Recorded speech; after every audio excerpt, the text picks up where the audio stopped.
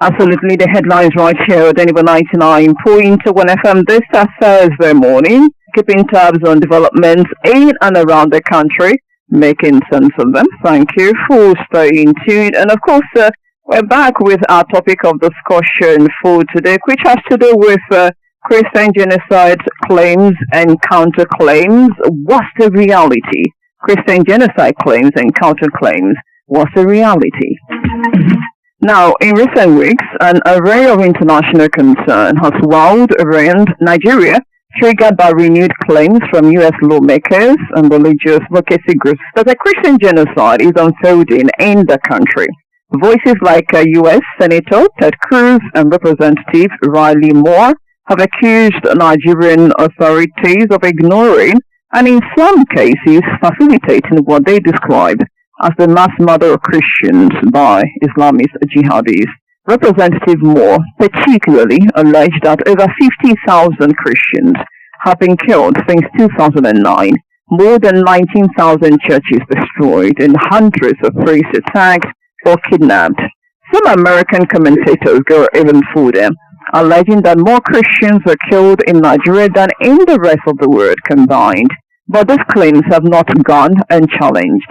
The Nigerian government, religious leaders, and even international conflict monitors insist that the narrative of a Christian genocide is misleading and exaggerated.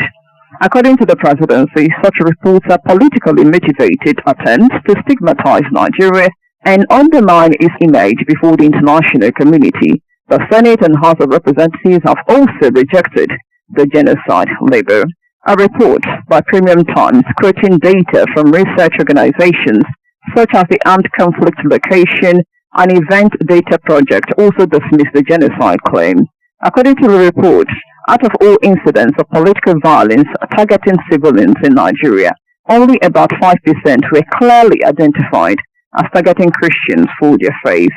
Even so, the perception of religious persecution persists, fueled by recurring attacks on churches, the kidnapping of priests, the application of Sharia law in some northern states, and the slow government response to crimes that appear to disproportionately affect Christian communities. So in today's discussion segment, as we look at this sensitive but critical issue, we ask, is there truly a Christian genocide taking place in Nigeria, or are we dealing with a tragic but complex security crisis that transcends religion? What factors have sustained the global perception that Christians are under coordinated attack? How can government, faith leaders, and the media ensure that narratives, both local and international, reflect the truth and not just emotion? My name is Njideka, Favor Gilbert, co-anchor is here, and of course our analyst Nelson Wayne is also here. But we are being joined to discuss this important topic via the phone line by Yakubu Mohammed. He is a conflict and data journalist with Premium Times in Abuja. Good morning, Mr. Yakubu. Thank you so much for joining us this morning. All right, you may need to raise your voice so that the audience can hear you clearly. So let's start with the basic question, which is your position on this matter, because you have been reporting conflict, as a conflict and data journalist. What's your position? What have you seen as far as the field is concerned? Is there anything like Christian genocide or not? Security crisis. One of them is jihadism, right? So we talk about banditry, the kind of local terrorism. So we should talk about separatistic attacks. We talk about climate-induced conflict. So now, this set of crises needs to be analyzed in this context of Christian genocide. So when we talk about jihadism, of course, the people that push the agenda, the US lawmaker said, he blamed the attacks, the genocide, the genocide in code, he blamed it on Boko Haram. So Boko Haram, now we should look at Boko Haram conflict. Boko Haram started in the early 2000s, right? In the northeast, but around 2009, following the uprising with police, it went under the ground, then resurfaced in 2010, more bloody. So I want us to follow this event so we understand what we're talking about. When Boko Haram resurfaced around 2010, the then leader, now late, Abubakar, declared a war against infidels in quotes, particularly the Christians, right? And everyone, including Muslims, that doesn't believe in their jihadism, in their jihadi cause. So, in the early days of Boko Haram insurgency, of course, we could see a pattern of churches being bombed, public infrastructure being bombed, and later on, we could see Boko Haram also targeting Muslim population, right? Right. Muslim population at the time. So this is what led to the problem Boko Haram first had, internal issue that forced Islamic State West African province to break away from Boko Haram. So that is why we are having Boko Haram factions, right? Of course, that is not the first charity that rocks the Boko Haram in those days. So, but most importantly, is ISWAP, Islamic State West Africa province. And one of the arguments of ISWAP is that there is what we call ultra-terrorism, which Boko Haram actually say, okay, we can kill anyone, including Muslims, Christians, that doesn't believe in what we do. So, but I just paint this picture so we the problem on ground. While Christians may have been the target in the early days, we have seen pattern of even Muslim clerics being targeted, and even mosques being targeted. But when we look at Boko Haram insurgency in the northeast now, we can evidently say that Muslims are the major, they are the major targets. So then we come to the northwest, where we have banditry, they're mixed with some sort of jihadism, because in north central and northwest, we have, I believe we all know the difference between bandits and jihadists. So jihadists are just they are extremists that believe they are ideological driven, unlike bandits who just claim to be fighting for the emancipation or the repression of fighting against the repression of Fulani. So in northwest and north central, we also have some jihadists, some sleeper cells of jihadists. So what is happening in northwest and north central? In fact, more Muslims are being killed in these two regions than in any other place. Of course, there are exceptions in places like Plateau, Benue, and some part of what some experts call middle belt, or let me say the north central. So now I would like to, you mentioned AXLET data the other time, that is armed conflict, location, and data events, and event data. So when we look at this data, so AXLET between 2020, January 2020 and September 2025, AXLET reported that there are a total of 20,409 attacks. Right? People, no. 20,409 people killed in a total of 11,862 attacks. So in all of these, 385 attacks were targeted at Christians, 385, resulting in 317 deaths.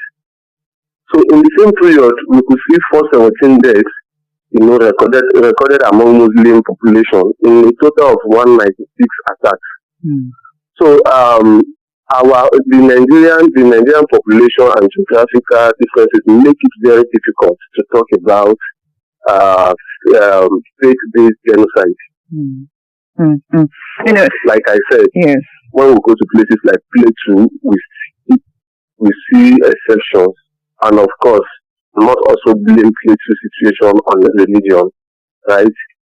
So it is a kind of conflict-induced crisis. Competition over limited resources. This time permits me talk about that. Okay. It's good that you really explained this thing, because a number of persons are quite confused after the state of things. First of all, you said that when Boko Haram started, the focus was against infidels. of Christians were majorly, the target before they started moving towards other people who were not practicing the kind of Islam that they preach. And now you're saying at the moment there is indiscriminate attack, if I get you correctly. Both Muslims and Christians are being targeted, right? Yes. So why do we still have that conception that Christians are the major target, based on what the U.S. politicians are saying? I also remember the time the former president, Muhammad Buhari, traveled to the U.S. He came back and told us that, Donald Trump, who was president at the time, said, why are you killing Christians? If you read a number of Christian articles, you would see them trying to give that impression that churches and Christians in the north are being targeted majorly. And so if I've explained that from 2009, when it degenerated to now, there has been a shift as to the target. How can we still have this perception that there is Christian genocide? In fact, Christians are the major target. Okay, thank you. It boils down to me and you as journalists, as unfair personalities, particularly journalists. The coloration of this thing, the language used in reporting is one key factor that we need to talk about here. Beyond, I should not digress. Let's talk about the Christian genocide we are discussing. So many articles that you read, right? Example is you will see bandits, for instance, bandits kill a Catholic priest, kidnap this, that, right? That pattern is seen a lot in part of southern Kaduna, which is actually true. Those stories were true. Okay. But when we have stories of imams being killed, nobody talk about them. So it's a kind of, it is now that people now start digging deep. Who was this person that was killed? Where was he killed? We have seen attacks on mosques where imams are killed, and So are you saying there is selective reporting? You say what? Are you saying there is selective reporting? Of course, there is a kind of, the way they color it, the coloration of these things. Okay, now what will give us a perfect example? We all are aware. We are aware of the Christmas Eve massacre in Plateau, right? Right. During the attacks in 2023, myself, I was in Mangu.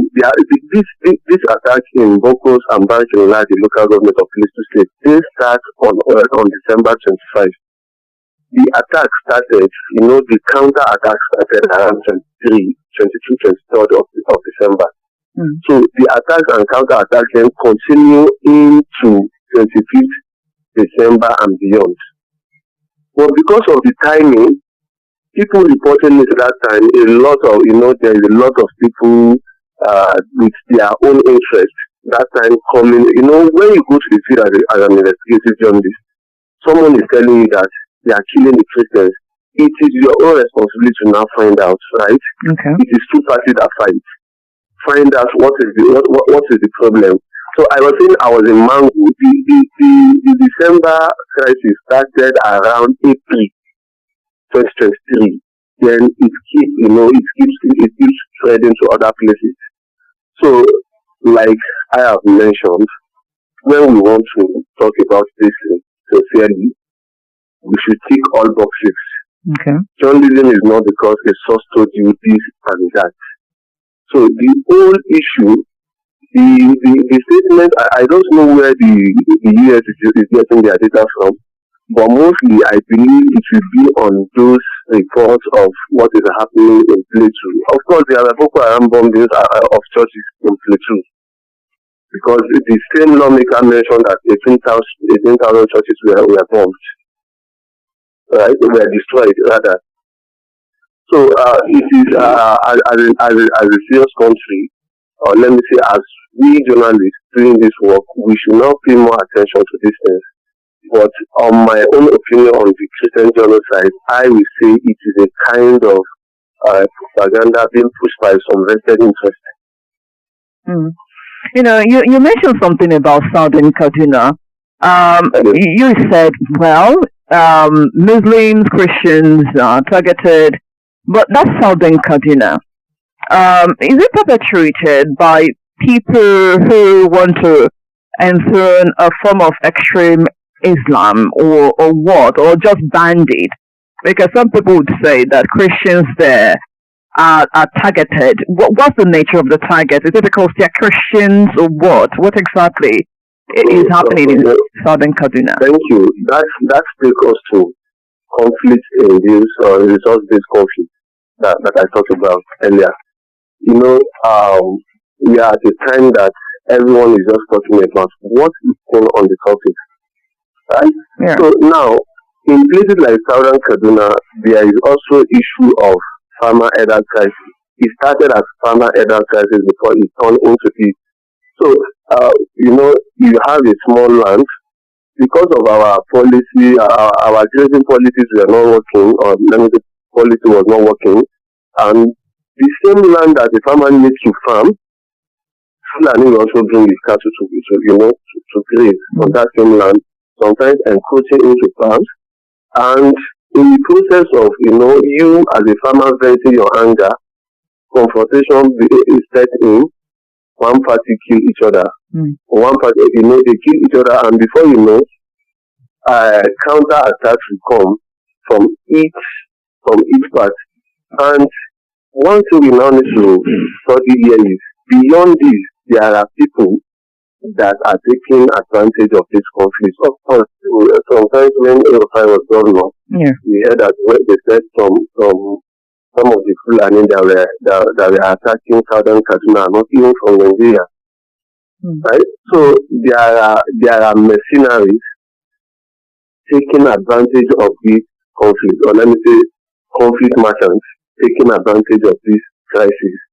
So in places like Southern Kaduna and Plateau, when we are talking about it, please don't let us forget that this is purely, conflict. This is purely climate change in this conflict. Okay. But because of their population, what is the largest population in Southern Kaduna? It's largely dominated by the Christians, and the conflict between them mostly is between them and the Fulani. So that should give you a picture of what is happening there. Okay, so it's a result-based kind of conflict, but because they identify as Christians, is largely interpreted as a religious crisis. Is that what you're saying? Oh, of course. All right. Good morning to you, Yakubu. Good morning. It's beautiful to have you with us here this morning, and that's quite an enlightenment coming from you. And I want to ask a question. There is a particular opinion article on Premium Times by Femi Fani-Kayode with the headline "Christian Genocide and the Conspiracy Against Nigeria." And he is coming from the direction of which you ask the question, why is this view? Why did it come from the U.S. now, after the UN meeting where the Vice President made his stand on his position on Gaza and Palestinian war? And he had the opinion that this whole declaration and deal and attention coming from the U.S. is as a result of his declaration at that particular meeting. So I don't know what you make of that particular statement coming from Femi Fani-Kayode. Of course, I saw the opinion. So when you look at the timing of all this drama, you see that it was after Shetima spoke at the UN General Meeting. Yeah. But to put it in context now, this is not the first time they are making such allegation of Christian genocide, right? But the timing of this one came at the time that Shetima spoke at the place. So there is a kind of, so if you want to sincere, there is a kind of geopolitical angle to it.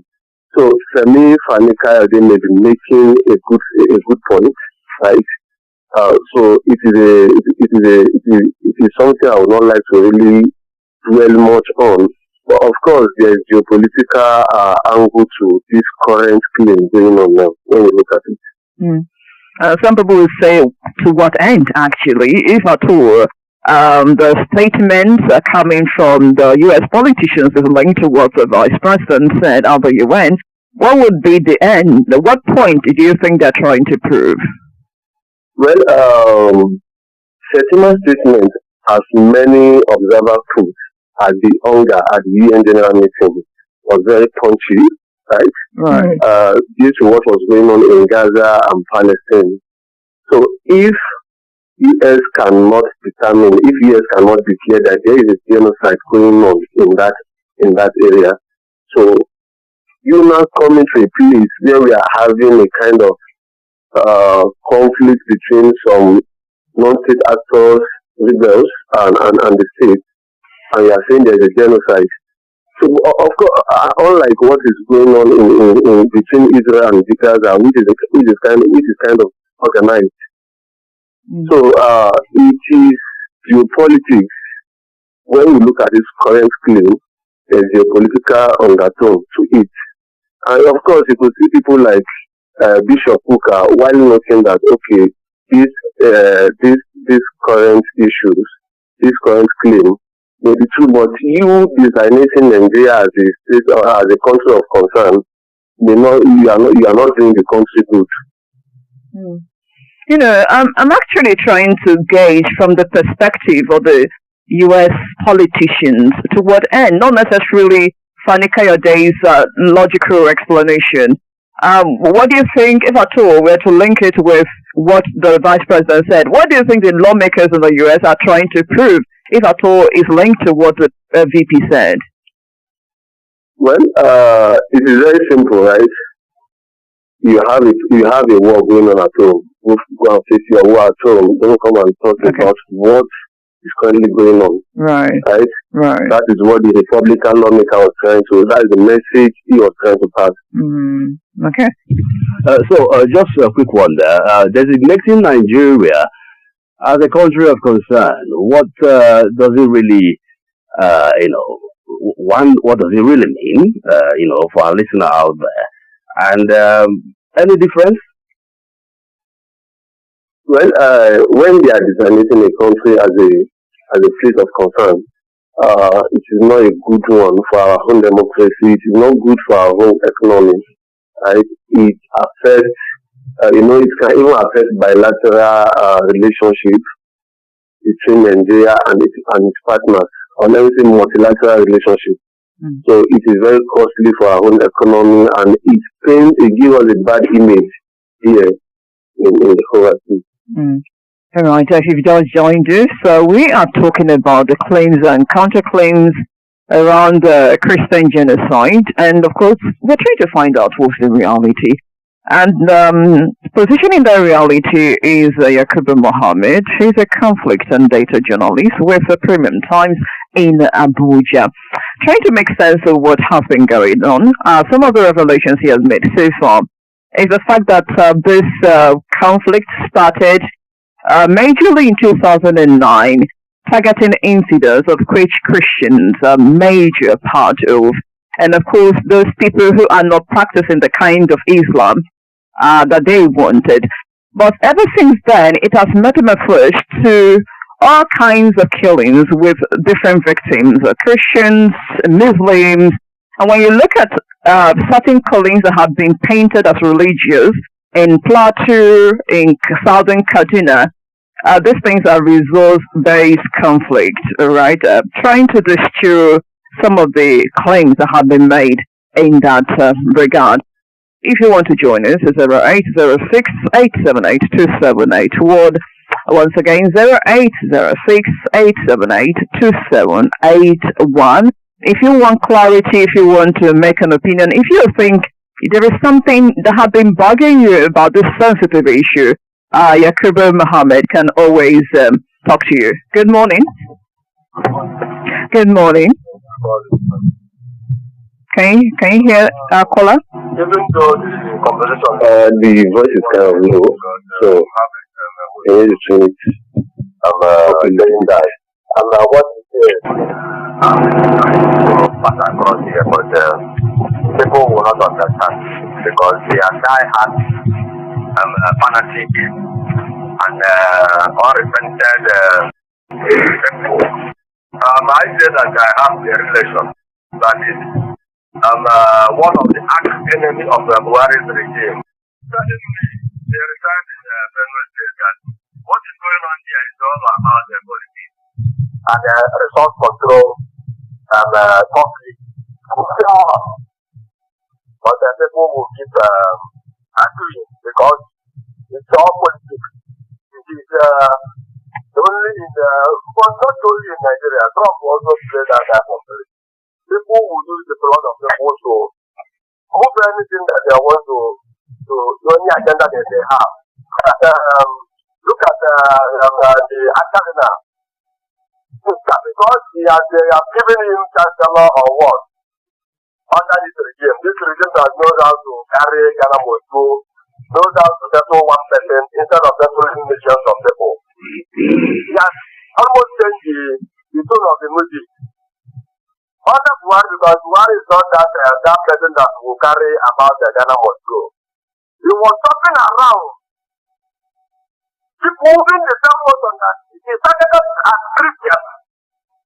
And most of us from here, even from Yoruba land that are defending, and the media from every, even from Southeast, and the commentators that the media people always bring, they almost complicated issues because they have one political application or the other. Look at what it is Cruz that Stephen is bringing to his denomination. Championing that they must not discriminate Nigeria. But under 2 years ago, the same was saying that it was targeted at Christians. People, Reverend Fathers that was under your care as a bishop was killed. Today, the music has changed. Yes, people called him human rights activist. All right. So, the issue is that they did it under Buhari because Buhari is not known for settling criminals, settling political allies. This one that knows how to do is the music has changed. Analysts, in-house analysts, they are changing their tone. And it's unfortunate that even the poor masses are joining in this. Okay, can you bring also what is happening in the Southeast? They don't know that criminals everywhere are responsible. Just like an Igbo smoker. If he goes to the north, an Igbo smoker like him will be his best friend. If you are not working, he will be his friend. Alright, Ikechukwu. If you travel from here to Abakaleke, So you may need to. Okay. Alright, Ikechukwu, I think the point has been noted. They are working with the So, I think we may need to just summarize what is going to say. You asking me a question? Alright, thank you, Ikechukwu. Thank you so much. And then the other one to come and kidnap. Okay. And it's them from here that will do the negotiation. Okay. So people don't know this agenda. You will see them. When they come up in the numbers, they are analysts. And media people, because they want to sell their paper, they will be writing all manner of nonsense and thereby causing the nation to be punished. And this agenda was mostly pushed under Jonathan's regime because he lacked that knowledge. He was too myopic to understand what was going on. That's why Obama regarded Nigeria as that we don't have a leader in Nigeria there. Because the president that doesn't know that the people adoption happened. So it's unfortunate what is happening here. All right, thank you, Ikechukwu. People in the house analysts and I give good morning to you people. All right. Because that level of wickedness and the type of reportage has reduced. And I'm asking myself, why? This terrible regime, people are not discussing anymore. Okay, thank you, Ikechukwu. Thank you so much. Thank you. All right. Thank you. He's basically saying that some of the things you said have confirmed his position on this thing. That maybe because of the alleged hatred for the former president, people kept saying there was some sort of Christian genocide. He made reference to someone like Kuka, who at the time was saying Christians were targeted. Now, according to him, he's shifting his ground, maybe because a southerner or, is in position. But basically, he's saying that the issue has been misunderstood and misinterpreted by people who have some sort of agenda, as it were. But when you look at, the governments over the past years when those things started, do you think that it has really handled it the way it is supposed to handle, hence the different interpretations given? But let's hear from this person before you come in. Hello, good morning. Good morning. I'm Raymond. I'm calling from the Right, go ahead. Thank you for the wonderful discourse. My input will be here. For me, genocide, of course, if you listen to some reports we are getting from the north, the people accuse people, there were things they say, quoting some Arabic language. So, if they say genocide, you don't tell them. One thing that is very sure is that Nigerians are being killed in true for our present. And if we keep them, whether genocide for any reason or no, we don't know. If we must ask questions, we will have to address it to former Kaduna State Governor. Verify. He has said so many things in the past, and nobody has ever questioned him or called him for any question. And he's walking free in the streets of Nigeria. What did he say so that maybe Yakubu can say something? What did he say? What people is that those nationals were brought from African countries, all these neighboring countries, and they were paid to go back, and they didn't go back. And there was no way they can handle them. Hello? Go ahead. Yes, of course. So if he do things like that, I mean, it should be called for questioning. How nationalities were brought here? Again, you think that Jonathan will not give way, and suddenly they were handed over. So they were confused on what to do. Because they believe every person, every politician is like that. So they should be called for questioning, and you should educate us more. You should educate Nigerians more on what is happening. Wait, let me get you that some mercenaries were called as regards the, is it 2015 elections? Of course. To do what exactly? Okay. Probably. They felt that Jonathan will not, go away. Right. Election or whatever. So they brought them to fight. Okay, but how is it related to what we are talking about now in terms of Christian genocide? Or whatever. We are talking of terrorism. We'll kill it anyhow. For me, killing is killing. We don't need it. So if Americans or whatever, they should come. Nigerians need rescue. That is all I need. All right. Everyone in my state, I'm from Delta here. It's everywhere. They should come. Okay. Yes. That is just it. All right. Thank you very much. Hello. Good morning. Are you there? Good morning. Yeah, what did I cover? Right, go ahead. Yeah, I think the issue of discussion we are discussing this very morning is very important. That we should call it set by its name. If there is Christian genocide, there is. If letters they can afford to both religion, absolutely. So I think there's no amount of justification that we don't see that at the time it wasn't Christian, it was targeted to both religion. From the inception, it started with the Christian genocide. You ask, let's ask ourselves now, which village are you now? Is she really? How many Muslims have been held? In comparison to which she has been held, she is that for the religion. Let's be factual. So we are, what the international community has got to be alright. Alright. Let's keep it simple. We don't have much time, so I can respond. Sorry about that, okay? Thank you very much. So Yakubu, let's go back to what the callers have said. One was actually making reference to a statement credited to former governor of Kaduna State, Erufai, alleging that they employed mercenaries during the 2015 election in events. Maybe the expectations did not materialize, even though it does not fall within the line of what we're talking about. But perhaps you can say something regarding that. Now, the last caller is talking about, he's insisting that it's Christian genocide. And of course, he's looking at the selective insecurity, asking a question around people like Leah Sharibu, why is he still in custody? And I dare add, what about, this implementation of Sharia and all that, the issue of Deborah, and generally how government is handling some of these issues. Do you think that government has handled it effectively or not? Okay, thank you very much. I will take it from the first person.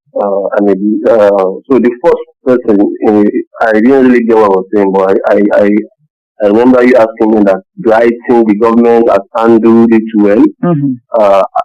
So now my answer is very short. We should be very sincere with ourselves. There was a governance failure, right? And in what aspect? The lack of harmonized government data, paved way for this current argument we are having today. Okay. So it has put government in a kind of hard position to explain itself. Right? Okay, now let's remove data from ASLED and other independent researchers following up with the matter. So if these people are not collecting the data, how do you defend this alleged genocide? Right? Mm. So where I see government flopping is you not having harmonized data about what happens here and there. There should be a good reporting system, right? Mm. That is balanced. So let's go into the second person. Of course, if you have that reporting system, what do you do with it?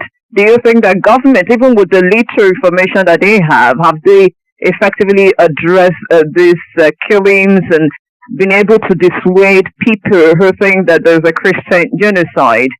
So thank you. Having the data is different from taking action. Of course, there is similar thing like that in Plateau State. Following the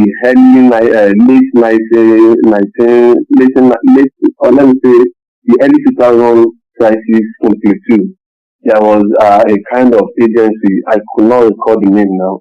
So there, what they do is they collect reports of what had happened, what was the nature of the conflict. So at the time I did a timeline of conflict in Plateau State. So looking at the government data at that time, I saw that, okay, apart from the 2001 crisis, which was largely religious between Christians and Muslims, so the other crisis in Plateau is either a farmer came into an elder came into my farmer and his cattle, that explains what I said earlier. So, but we are now seeing a pattern of, despite this report, successive governments in Plateau State, I don't think they are even, reviewing this report and even taking recommendations that are there. Mm. Because if they are doing that, I don't think we'll be where we are currently. Mm. Yes, when you look at the implementation of Sharia itself, do you think that is also forming the perception that it was a Christian genocide on the part of government? Do you think government has been able to manage things in that area effectively? In the north, right? Yes. Okay, so Sharia is a system in the north. But one point I want to prove here is that if you are a Christian living in the north, the Sharia law is not bound on you, right? Mm. Of course, we have seen situations where there are, outrages over blasphemy. Okay, this person has blasphemed, against Islam. This person has said it against Islam, and people take law into their hands. But now, I think there should be another session whereby you bring in Sharia experts to explain. Both faiths agree that blasphemy is punishable by death, right? But what is the process of this punishment? Let a Sharia judge, let a Sharia authority decide over this, rule over this. Of course, we have some suspects that are, currently jailed now. Mm. So if they have left people like that to the public to handle, they are likely going to kill them. But because there's a court involved now, the process is being so now asking me that whether the government has managed it well. Of course, that is the question of the judiciary. The judiciary is trying its best to some extent, but now and government at the center. Government at the center. Do you think that there should be something they need to do to ensure that that misconception that there is indiscriminate killing of Christians or unjustified killing of Christians at every provocation, is handled effectively? Well, that is, of course, there needs to be awareness first, and that is what Ministry of Information should be doing with National Orientation Agency. There needs to be a kind of harmony. Permission to say that in this part of the country, we have been so, taken for granted, and many of us, we think, for us to use some certain ways, we think like we don't even know what we are doing. We owe many of our allegiance to our religious leaders. So, since the government know about this, and they are also, taking advantage of this when it comes to elections. So, when you know that, okay, I can send an imam to people to, to mobilize them for voting. So, when you are having tensions like this, engage these people, let them take the message back to their communities. So, there should be a multi-stakeholder engagement involving different faiths. Okay. All right. We have to leave it here as we're completely out of time. I want to appreciate you, Yakubu Mohammed, the conflict and data journalist with the Premium Times in Abuja.